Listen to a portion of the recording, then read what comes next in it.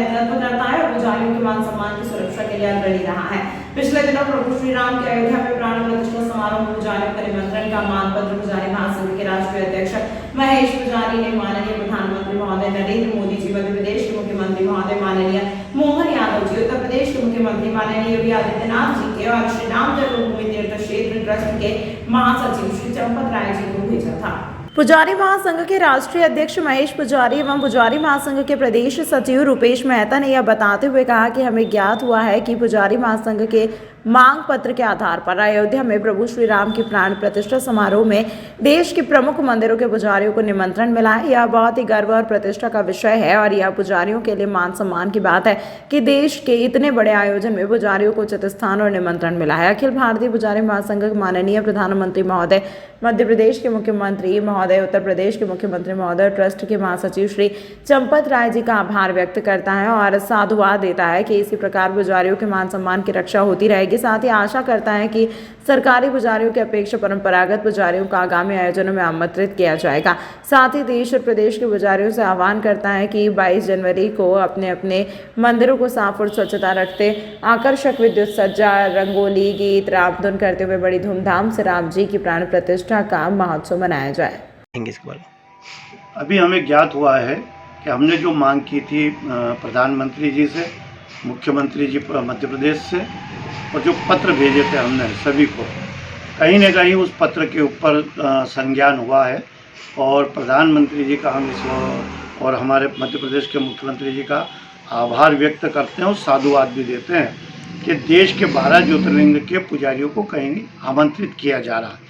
पहले देश के पुजारी, सारे ही देश के जितने मंदिर हैं उन पुजारियों को कहीं नहीं भी बुलाया नहीं गया था, ना आमंत्रण दिया गया था।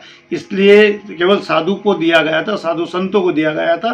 तो हम उस व्यवस्था में समझ रहे थे कि कहीं ना कहीं पुजारियों को इस आयोजन से दूर रखा गया। इसलिए अपने अखिल भारतीय पुजारी महासंघ ने एक पत्र प्रधानमंत्री जी को लिखा था, उत्तर प्रदेश के मुख्यमंत्री जी को भेजी थी उसकी कापी, और मध्य प्रदेश के मुख्यमंत्री जी को भेजी थी। तो आज हमें ये ज्ञात हुआ है कि हमारे इस पत्र के ऊपर कहीं ना कहीं संज्ञान लेकर पूरे देश के 12 ज्योतिर्लिंग और अन्य प्रमुख मंदिरों के पुजारियों को भी आमंत्रित किया है। हमें खुशी है, हम उन्हें साधुवाद देते हैं कि पुजारी महासंघ की इस मांग को उन्होंने जायज़ माना, स्वीकार किया है।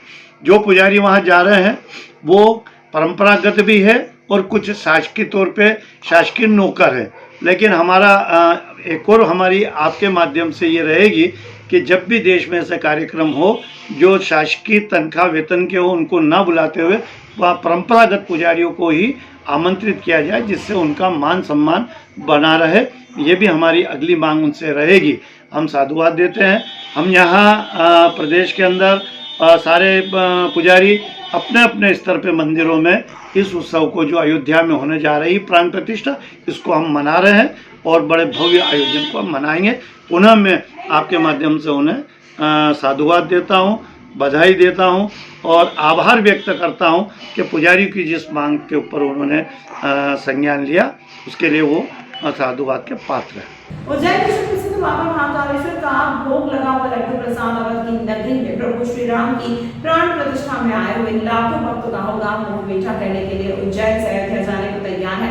प्रदेश के मुख्यमंत्री डॉक्टर मोहन यादव की मंशा थी कि बाबा महाकाल का भोग लगा लड्डू प्रसाद अवध की नगरी में जाकर प्रभु राम के भक्तों का मोह मीठा कराए। उसी दिन से महाकाल मंदिर समिति के कर्मचारी, समाजसेवी संस्थाएं सेवा कार्य में जुट गए और 5 लाख लड्डू 72 घंटे में बनकर तैयार हो गए, जिसका पैकिंग का कार्य भी तीव्र गति से चल रहा है। 4 लाख लड्डू पूरी तरह पैक हो चुके हैं, जो आज रात्रि तक 5 लाख लड्डू पैक करने का लक्ष्य रखा गया है। बड़ा जोश है। महाकालेश्वर मंदिर प्रबंधन समिति के कर्मचारी, यहाँ के समाज सेवकों की महिलाएं, भजन मंडलियाँ तन मन धन से बिल्कुल पूरा सेवा कर रही है। ऐसा लग रहा है पूरा माहौल पंडाल राममय हो गया है। यहाँ पे लगभग 2.5 लाख लड्डू का पैकिंग हो चुका है। निर्माण पूरा हो गया है। लगभग आज सभी लड्डू का पैकिंग हो जाएगा। विक्रम विश्वविद्यालय में 3 दिवसीय युवा उत्सव का शुभारंभ। 22 विधाओं में विश्वविद्यालय परिक्षेत्र के 7 जिलों के 350 विद्यार्थी अपनी प्रतिभा का दे रहे परिचय। उज्जैन के विक्रम विश्वविद्यालय में आज से 3 दिवसीय अंतर जिला युवा उत्सव का शुभारंभ हुआ। कार्यक्रम में विक्रम विश्वविद्यालय परिक्षेत्र के 7 जिलों के लगभग 350 विद्यार्थी भाग लेने के लिए उज्जैन पहुंचे हैं। डॉक्टर अखिलेश कुमार पांडे ने बताया कि युवा उत्सव में 22 विधाओं के अंतर्गत प्रतियोगिताएं आयोजित की जा रही हैं। ये स्पर्धाएं विक्रम विश्वविद्यालय प्रशासनिक भवन में स्थित स्वर्ण जयंती सभागार, शलाका दीर्घा सभागार एवं विधि अध्ययनशाला में आयोजित की जा रही हैं। स्पर्धा आयोजन के लिए विभिन्न समितियां गठित हैं जो इस उत्सव के सफल आयोजन के लिए सहयोग कर रही हैं। उत्सव का उद्घाटन स्वर्ण जयंती सभागार में हुआ। इसके पश्चात विभिन्न प्रतियोगिताएं प्रारंभ हुई। युवा उत्सव का समापन 19 जनवरी को होगा। इसमें अभी युवा महोत्सव शुरू हो रहा है। हमारे 7 ज़िले इसमें पार्टिसिपेट कर रहे हैं, वहाँ के कॉलेजेस के बच्चे। इसमें 22 विधाएँ हैं, जिसमें से अभी यूनिवर्सिटी लेवल पे बच्चे सेलेक्ट होंगे और फिर ये आगे जा कर के राज्य स्तरीय और इंटर यूनिवर्सिटी प्रतियोगिता में भाग लेंगे। इसमें 350 के करीब बच्चे भाग ले रहे हैं और ये प्रतियोगिता 3 दिन चलेगी। आज शुरू हुई है, ये 19 को ख़त्म होगी और इसमें से सेलेक्ट होकर के फिर बच्चे आगे जाएंगे। किस प्रकार की प्रतियोगिता हुई, कौन कौन सी प्रतियोगिता हुई? ये सांस्कृतिक और सांस्कृतिक मूल रूप से सांस्कृतिक प्रतियोगिता है, जिसमें डांस है, म्यूजिक है और कला है, मूर्ति कला है। ऐसे बहुत सारी 22 विधाएँ हैं उसमें बच्चे ये सब पार्टिसिपेट कर रहे हैं। आज कार्यक्रम की शुरुआत में कौन आया था? आज कार्यक्रम की शुरुआत में हमारे बीच में नगर निगम की माननीय अध्यक्षा श्रीमती कलावती यादव जी इसमें थी मुख्य अतिथि के रूप में और उन्होंने छात्रों को काफ़ी प्रोत्साहित किया। इसमें बहुत सारी लड़कियां ही पार्टिसिपेट कर रही हैं, इसलिए मैडम का बहुत जो संदेश बच्चों को गया वो बहुत अच्छा रहा। अयोध्या में आयोजित हो रहे श्री राम लला के प्राण प्रतिष्ठा महोत्सव को लेकर पूरे देश भर में उत्साह और उमंग का माहौल नजर आ रहा है। सनातन धर्म ही नहीं, हर कोई इस उत्सव को धूमधाम से मनाने में जुटा हुआ है। विश्व प्रसिद्ध श्री महाकालेश्वर मंदिर में भी इस उत्सव को लेकर छोटी छोटी कन्याओं द्वारा भगवान श्री राम के भजनों पर अलौकिक प्रस्तुति दी गई, जिसके साथ ही भगवान श्री राम दरबार का पूजन अर्चन और आरती भी की गई। श्री महाकालेश्वर मंदिर के सहायक प्रशासक मूलचंद जूनवाल ने बताया कि 22 जनवरी को भगवान श्री राम के प्राण प्रतिष्ठा कार्यक्रम के अंतर्गत श्री महाकालेश्वर मंदिर के प्रांगण में श्री महाकालेश्वर मंदिर प्रबंध समिति द्वारा उत्सव मनाया जा रहा है।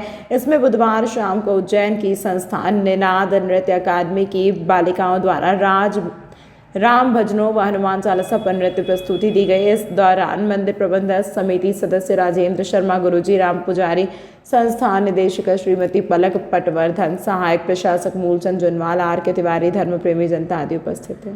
जिला पंचायत उज्जैन की साधारण सभा बैठक में कई विभागों की समीक्षा कर महत्वपूर्ण निर्णय लिए गए। जिला पंचायत अध्यक्ष कमला कंवर एवं उपाध्यक्ष शिवानी कंवर की उपस्थिति में संपन्न हुई बैठक में मुख्य कार्यपालक अधिकारी जिला पंचायत उज्जैन मीणा द्वारा बैठक का संचालन किया गया।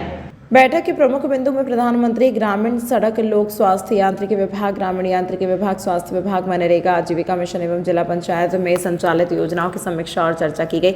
सदस्यों द्वारा प्रधानमंत्री सड़क के संबंध में विस्तार चर्चा के दौरान एक पृथक से बैठक करने का अनुरोध किया, जिसमें सभी सदस्य के क्षेत्र में सुधार की आवश्यकता है उसे संज्ञान में लाया जा सके। इसी प्रकार स्वास्थ्य विभाग की योजनाओं में विभाग द्वारा संचालित वेलनेस सेंटर के संचालन के लिए नियुक्त आरएमओ किसी भी स्थान पर अपनी सेवाएं प्रदान नहीं कर रहे हैं। सदस्यों द्वारा संज्ञान में लाया गया कि सीईओ द्वारा अवगत कराया गया कि अगर ऐसी कोई स्थिति है तो तत्काल अवगत कराएं ताकि आवश्यक कार्यवाही की जा सके। स्वास्थ्य विभाग में आशा कार्यकर्ताओं को मानदेय कम ज्यादा मिलने की शिकायत की गई। इसके संबंध में मुख्य चिकित्सा एवं स्वास्थ्य अधिकारी से प्रतिवेदन चाहा गया। बैठक में मनरेगा योजना अंतर्गत सुदूर सड़क के कार्यों को स्वीकृत करने की मांग की गई। साथ ही स्वच्छ भारत मिशन अंतर्गत ऐसे सामुदायिक स्वच्छता परिसर जहां आवश्यकता है सदस्यों से प्राप्त कर स्वीकृत किया जाए।